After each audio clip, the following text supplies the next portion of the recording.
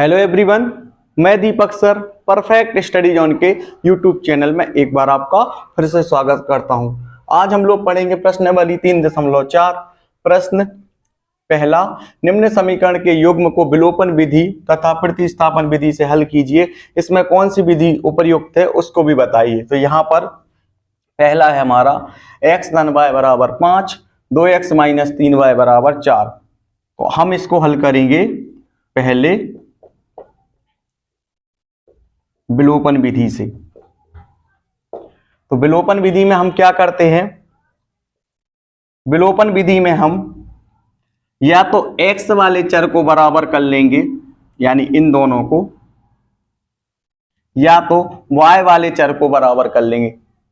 ठीक है, तो हम यहां से क्या करेंगे, x वाले चर को हम बराबर कर लेंगे। तो इन दोनों में क्या अंतर है, इन दोनों में अंतर है कि यदि हम इन दोनों को बराबर करेंगे ना, यदि हम यहां पर 2 लिख दें तो ये दोनों बराबर हो जाएंगे। ठीक है, तो हम क्या करेंगे, समीकरण 1 में 2 का गुणा कर देंगे और समीकरण 2 में कितने का गुणा करेंगे, समीकरण 2 में करेंगे हम 1 का गुणा, क्योंकि यहां तो 2 पहले से ही है। तो यहां से हम लिखेंगे, सबसे पहले हम लिखेंगे x धन y बराबर 5, ये हमारा समीकरण 1 है। 2x माइनस 3y बराबर 4, ये हमारा समीकरण 2 है। तो अब हम इसको हल करते हैं। देखिए किस तरीके से हम इसको हल करेंगे। तो यहां पर हमारा यदि 2 आ जाए तो हम ये दोनों हमारे बराबर हो जाएंगे। तो हम क्या करेंगे, समीकरण 1 में हम 2 का गुणा करेंगे और समीकरण 2 में 1 का गुणा करेंगे। तो यहां से हम लिखेंगे समीकरण 1 में 2 का व समीकरण 2 में 1 का गुणा करने पर देखिए क्या होगा। यदि हम समीकरण 1 में 2 का गुणा करेंगे, समझिए इसको, यदि हम समीकरण 1 में 2 का गुणा करेंगे तो ये किस तरीके से यहां पर इसका गुणा होगा, आप इसको समझ लीजिए। इस 2 का गुणा x में होगा, तो जब हम 2 का गुणा x में करेंगे तब हमको क्या प्राप्त हो जाएगा, 2x। यहां प्लस यहां प्लस, प्लस प्लस का क्या होता है, प्लस प्लस का होता है प्लस, यहां प्लस आ जाएगा। इस 2 का गुणा हम y में करेंगे, 2y बराबर लगा है तो बराबर लगा देंगे, 2 की टेबल पढ़ेंगे 5 बार, तो 2 पंचे 10। इस तरीके से ये हमारा समीकरण 3 तैयार हो जाएगा। ठीक है, अब हम क्या करेंगे, समीकरण 2 में 1 का गुणा करेंगे। समीकरण 2 में हमने 1 का गुणा क्यों किया, क्योंकि हमारा समीकरण जो 1 था हमने जब उसको हल किया तो हमको वहां पर 2x प्राप्त हो गया। इसमें 2x आपको पहले से ही दिया हुआ है, तो जब यहां पर आएगा तो ये दोनों तो वैसे ही बराबर हो जाएंगे ना। इसमें हमने क्या किया है, समीकरण 2 में हमने कितने का गुणा किया है, समीकरण 2 में हमने 1 का गुणा किया है। तो ये हो जाएगा 2x प्लस माइनस का माइनस, 3y का गुणा जब 1 में करोगे तब आपको 3y प्राप्त हो जाएगा, बराबर का बराबर 4 एकम 4। इस तरीके से जब हमने समीकरण 2 में 1 का गुणा किया तब हमको यह प्राप्त हो गया। तो ये हो जाएगा हमारा समीकरण 4। यहां पर 2x है, यहां पर भी 2x है, समान हो गए ना ये दोनों। ठीक है, तो इन दोनों को हमने समान क्यों किया था, क्योंकि हम इन दोनों को जब घटाएंगे तो ये दोनों, तो x वाली संख्या जो होगी वो कट जाएगी, इसलिए हमने इसको बराबर किया है। तो यहां पर हम लिखेंगे समीकरण 3 में से समीकरण 4 को घटाने पर, समीकरण 3 में से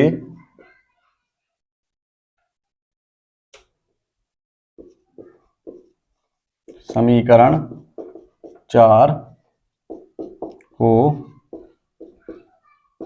घटाने पर, समीकरण 3 क्या है हमारा, समीकरण 3 है 2x धन 2y बराबर 10, 2x माइनस 3y बराबर 4।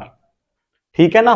तो हम समीकरण 3 में से हम समीकरण 4 को घटा देंगे। ठीक है, तो किस तरीके से घटाएंगे आपको पता है ये चीज। यहां जो निशान होता है वो निशान बदल जाता है। यहां प्लस का निशान है जो माइनस में बदल जाएगा, यहां माइनस का निशान है तो ये प्लस में बदल जाएगा, यहां प्लस का निशान है तो ये माइनस में बदल जाएगा। ठीक है ना। ये प्लस माइनस की संख्याएं आपकी कट जाएंगी। यहां पर निशान, ये जो माइनस का निशान था ना वो बदल चुका है प्लस में, तो जो 3y है ना वो माइनस का नहीं है, वो बदल चुका है प्लस में।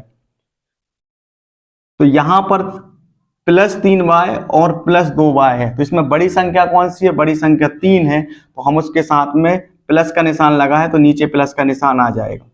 ठीक है, और प्लस प्लस का होता है प्लस, तो 3 और 2 5y, सामने प्लस लगा है इसलिए हम इसको अलग कर सकते हैं, बराबर बड़ी संख्या आपकी 10 है, यानी नीचे प्लस का निशान आ जाएगा, और प्लस माइनस का होता है माइनस।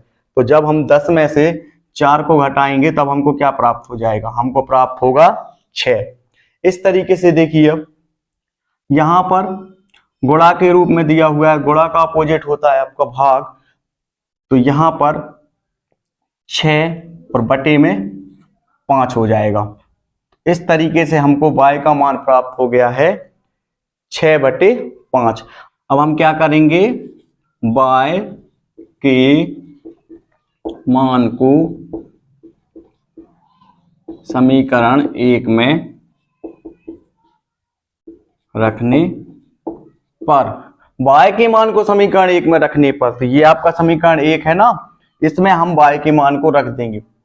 यदि आपको ये कंफ्यूजन हो रही हो कि यदि हम y के मान को हम समीकरण 2 में रखेंगे क्या हमारा आंसर गलत आएगा, नहीं, यदि आप y के मान को समीकरण 2 में भी रख दोगे ना तब भी आपका आंसर सही आएगा। तो यहां पर हम y के मान को समीकरण 1 में रखने पर, समीकरण 1 क्या है हमारा, समीकरण 1 है x धन y बराबर 5। जहां पर आपका y लिखा हुआ है ना वहां पर आप y का मान रखोगे, y का मान क्या है 6/5, तो यहां पर x, यहां पर प्लस, जहां y है वहां पर आप क्या लिखोगे 6/5 बराबर 5। अब देखिए यहां पर हम इसके बटे में भी 1 लिख सकते हैं, तो यहां पर क्या करेंगे, अब हम इन दोनों का हम एलसीएम ले लेंगे, तो इन दोनों का एलसीएम क्या आएगा, इन दोनों का एलसीएम आएगा 5। अब हम इनका कर देंगे तिर्यक गुणा, तो 5 का गुणा जब हम x में करेंगे तब हमको प्राप्त हो जाएगा 5x, यहाँ प्लस है तो यहाँ प्लस लगा देंगे। 6 का गुणा जब हम 1 में करेंगे तो 6 एकम 6 बराबर 5, और हम इसके नीचे भी 1 लिख सकते। देखिए यहाँ पर संख्या दी है और एक संख्या यहाँ पर दी है और इनके बीच में बराबर का निशान लगा है, तो हम हमेशा क्या करेंगे, इनका तिर्यक गुणा, तो 5x + 6 का गुणा हम करेंगे 1 में, जब 5x + 6 का गुणा हम 1 में करेंगे तब हमको 5x + 6 ही प्राप्त हो जाएगा, क्योंकि यदि हम किसी भी संख्या का गुणा यदि हम 1 में करते हैं तब हमको वही संख्या प्राप्त हो जाती है। यहाँ पर हम क्या करेंगे, 5 × 5 तो 5 25, जब हम 5 में 5 का गुणा करेंगे तब हमको 25 प्राप्त हो जाएगा, तो यहाँ पर हम लिखेंगे 25। समझिए अब यहाँ पर जो 25 है वो भी एक अंकों वाली संख्या है और जो +6 है वो भी एक अंकों वाली संख्या है, तो हम क्या करेंगे, 25 जो है वह बराबर के दाहिने हाथ पर है और जो 6 है वो बराबर के बाएं हाथ पर है, तो हम क्या करेंगे, इस बाएं हाथ वाली संख्या को पक्षांतरण करके बराबर के दाहिने हाथ तरफ ले जाएंगे। ठीक है, तो ये अपना निशान बदल देगी, यहां पर पक्षांतरण करने पर 5x बराबर 25, ये प्लस वाली संख्या है +6, जब हम इसका पक्षांतरण करेंगे तो ये -6 में बदल जाएगी, तो यहाँ से 5x बराबर बड़ी संख्या प्लस की है तो नीचे प्लस आ जाएगा, प्लस माइनस का माइनस, जब 25 में से -6 जाएगा तो हमको क्या प्राप्त हो जाएगा 19, तो x बराबर 19, यहाँ पर गुणा है, गुणा का अपोजिट भाग होता है, 5 आ जाएगा नीचे। इस तरीके से हमको x बराबर 19/5 और y बराबर 6 बटे 5, x का मान 19/5 व y का मान 6/5 होगा। इस तरीके से इस सवाल को हमने विलोपन विधि से हल किया। इसके बाद हम इसी सवाल को प्रतिस्थापन विधि से भी हल करेंगे, जिसमें अभी हमारा x का मान 19/5 व y का मान 6/5 आया ना, तो अभी हम इसी सवाल को जब प्रतिस्थापन विधि से भी हल करेंगे ना, तब भी हमारा आंसर यही आने वाला है। तो आपको क्या करना है, वीडियो को रोक करके आप इसके नोट्स भी कंप्लीट करते जाइए।